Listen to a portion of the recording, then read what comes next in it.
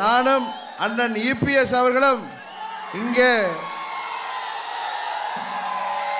ஒன்றாக ஒரே வேனில் நின்று பிரச்சாரம் பண்றதை பார்த்தது நீங்க ஆரவாரம் செய்கிறீர்கள். இதே நேரத்தில் இன்னும் சில பேர்களுக்கு பயத்தின் உச்சத்தில் இருக்காங்க. அவர்கள் நினைத்து கூட பார்க்கவில்லை.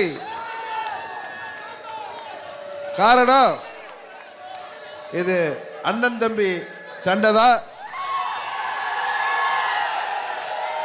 உண்மைதானே நான் சொல்றது? ஏதோ பிரச்சனை பண்ணோம், சண்டை போட்டோம். இன்றைக்கு எல்லோரும் ஒன்றாக வந்திருக்கிறோம். மேலே நாங்கள்லேருந்து கீழே கன்னியாகுமரி வரை, சென்னையிலேருந்து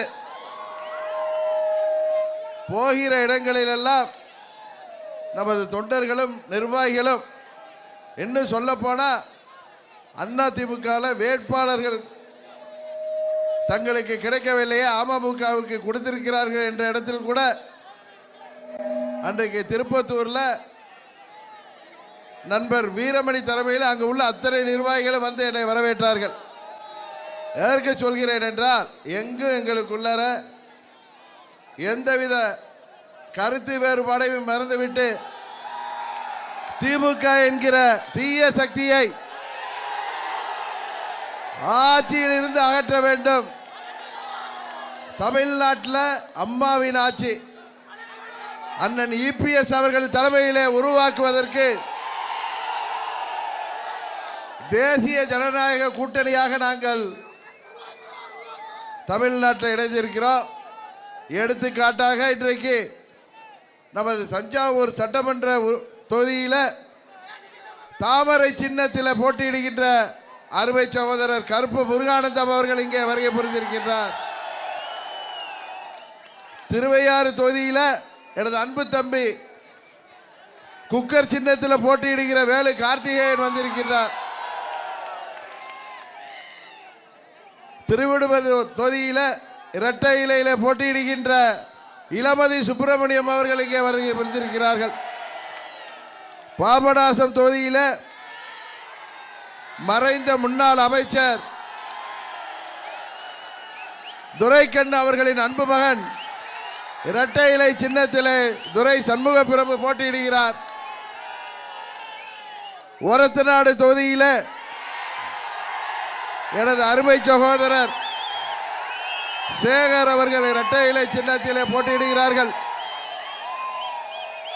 அதுபோல பட்டுக்கோட்டை தொகுதியில் இரட்டை இலை சின்னத்தில் அருமை சகோதரர் சி.வி. சேகர் போட்டியிடுகிறார்கள்.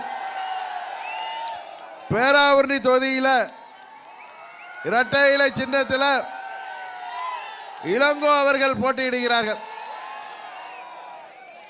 இவங்க 8 பேரையும் இந்த முறை வெற்றி பெற செய்ய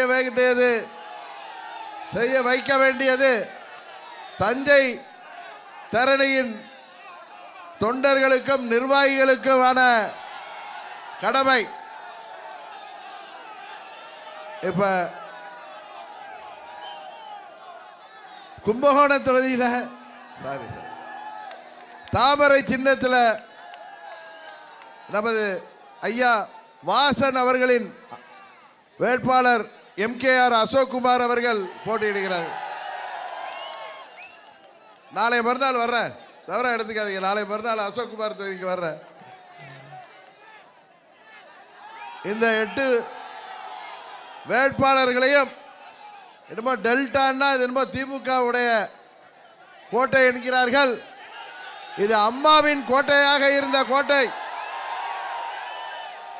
இடையில ஏதோ நாங்க கோட்டை விட்டுட்டோம். இப்பொழுது உறுதியாக இது அம்மாவின் கோட்டை என்பதை நீங்கள் நிரூபிக்க வேண்டும். காரணம், அம்மா அவர்கள் காவேரி பிரச்சனையில் எப்படியெல்லாம் போராடினார்கள். காவேரி அந்த தீர்ப்பை கெசட் படுத்துவதற்கு அம்மா அவர்கள் எவ்வளவு போராட்டம் செய்தார்கள் என்பது உங்களுக்கு தெரியும். அதுபோல அண்ணன் இபிஎஸ் அவர்கள் முதல்வராக இருந்த பொழுது நமது டெல்டா பகுதி பாதுகாக்கப்பட்ட விவசாய மண்டலமாக உருவாக்கினார். வைரமே கிடைத்தாலும் எங்களுக்கு தேவையில்லை, நாங்கள் விவசாயம் தான் செய்ய வேண்டும் என்ற நமது பகுதி விவசாயிகளின் கோரிக்கையை ஏற்று அன்றைக்கு இந்த பகுதியை பாதுகாக்கப்பட்ட விவசாய மண்டலமாக அறிவிக்கப்பட்ட காரணத்தினால்தான் இங்கே நமது சோழ மண்டலத்திலே விவசாயிகள் பாதுகாக்கப்படுகிறார்கள். அதுபோல எப்பொழுதெல்லாம் அனைத்து இந்திய அண்ணா திராவிட முன்னேற்ற கழக ஆட்சி நடந்தபோது அப்பொழுதெல்லாம் இந்த தஞ்சை பகுதிக்கு பல்வேறு திட்டங்கள் கிடைத்திருக்கிறது. புரட்சி தலைவர்கள் அவர்கள் ஆட்சி காலத்தில் இங்கே தமிழ் பல்கலைக்கழகத்தை உருவாக்கி கண்டார்கள். அதுபோல அம்மா அவர்கள் ஆட்சி காலத்தில் தான் இங்கே 8வது உலக தமிழ் மாநாடு நடைபெற்றது. அப்பொழுதுதான் நமது தஞ்சை மாநகரமே எவ்வளவு அழகாக சாலைகளும் எல்லா பகுதிகளும் இங்கே சிறப்பு பெற்றது. இன்னும் சொல்ல போனால் மாண்புமிகு மோடி அவர்கள் முதலாக அறிவித்த 11 ஸ்மார்ட் சிட்டிகளில் தஞ்சாவூரும் இருந்தது. அதற்கு அம்மா அவர்கள் தான் காரணம். அம்மா அவர்களுக்காகவே கொடுக்கப்பட்டது அந்த ஸ்மார்ட் சிட்டி. கிட்டத்தட்ட 1000 கோடி ரூபாய் நிதி ஒதுக்கப்பட்டது.